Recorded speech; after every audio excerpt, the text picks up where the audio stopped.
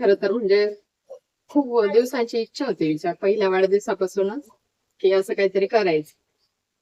आणि जेव्हा मी ते बोर्ड वाचला तेव्हापासून ठरवलं होतं की इथे मी एक दिवस जाणार. मग मला नैनाताईंकडून थोडीशी माहिती मिळालेली होती.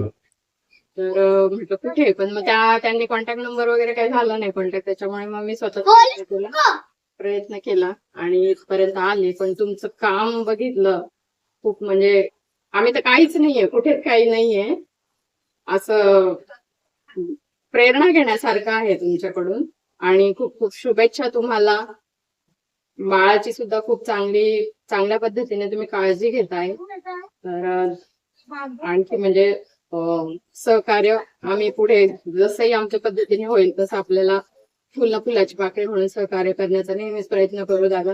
आणि तुमचं हे असं पुण्यकर्म अखंड चालत राहो, या शुभेच्छा.